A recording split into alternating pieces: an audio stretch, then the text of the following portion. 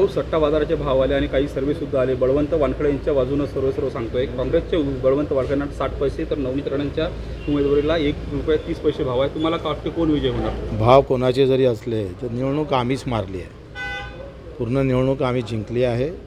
या निवडणुकीमध्ये आम्ही जे काही मुद्दे घेऊन लोकांच्या समोर गेलो, पुऱ्या महाराष्ट्रामध्ये शेतकरी प्रचारात नव्हता, मजूर प्रचारात नव्हता आहे, कामगार नव्हता आहे. आपण पाहतोय ही मुद्दे आम्हाला न्यायचे होते आणि ते व्यवस्थितपणे आम्हाला नेता आले.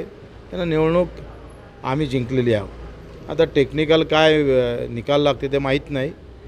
सट्ट्या बाजारात कोणाचे जरी भाव असले तर या सगळ्या ह्याच्यामध्ये निवडणुकीमध्ये आम्ही मात्र आमची जे काही आम्ही जे काही मांडणी केली प्रचारामध्ये त्या मुद्द्याबाबत आमची जे काही उद्देश होता का निवडणुकीमध्ये धर्मजातीच्या नंतरसुद्धा शेतकरी मजूर आणि या कष्ट करणाऱ्यांचे मुद्दे निवडणुकीत चर्चेत आले पाहिजे.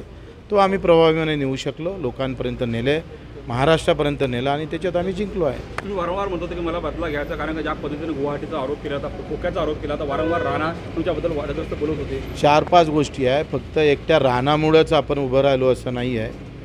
एकतर आम्ही रंगपंचमीच्या वेळेस भिंत रंगवता आपण एक स्लोगन केलं होतं, निवडणूक आली आता मुद्द्यावर बोला. ते पण आम्हाला न्यायचं होतं. एकंदरीत अमरावती जिल्ह्यामध्ये आमची काय ताकद आहे, आम्ही कशा पद्धतीनं बाजी पलटू शकतो ते अजूनही मतपेटीत आहे, बंद आहे.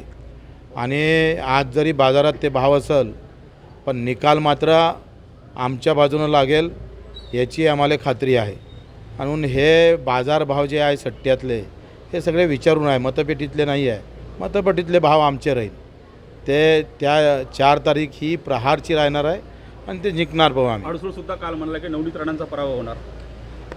आता हे तर तुम्हाला लहान पोराले जरी विचारलं पण ते पण सांगणार आहे का नवनीत राणा यावेळेस पडणार, राणाच पाळणार त्यांना, रवी राणाच पाळणार आहे, त्यांच्याच प्रवृत्तीमध्ये पडणार आहे. आणि हे काही सांगायची गरज नाही आहे. मला वाटते रवी राणानं किमान 2 वर्ष तोंड जरी चूप ठेवलं असतं तरी कदाचित रिझल्ट वेगळे राहिले असते. नवनीत राणांचा पराभव होणार. आता काय सांगावं लागतं ते.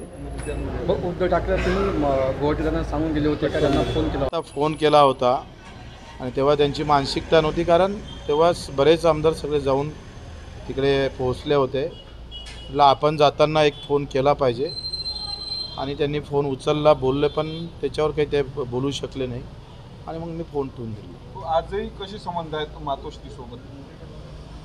संबंध कसे आहे म्हणजे आमचे काही धुऱ्याचे भांडणं नाही आहे, घराचे भांडणं नाही आहे, राजकीय आहे.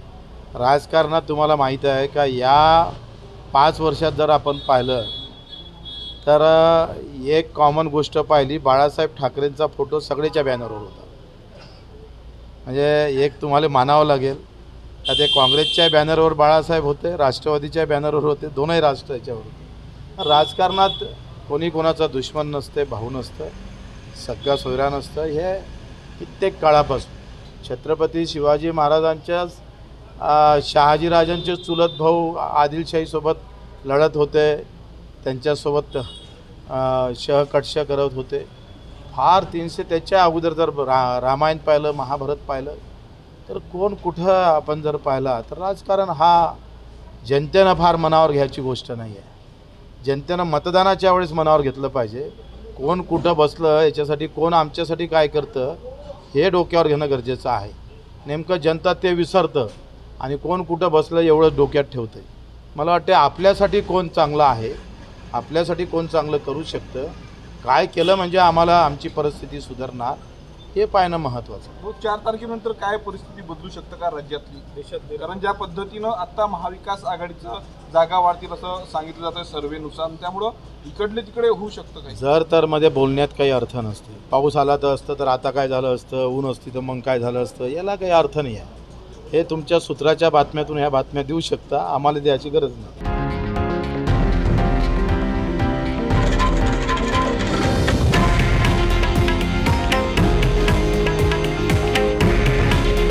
हे आहे देशातील नंबर 1 न्यूज नेटवर्क आणि आपण पाहत आहात TV9 मराठी.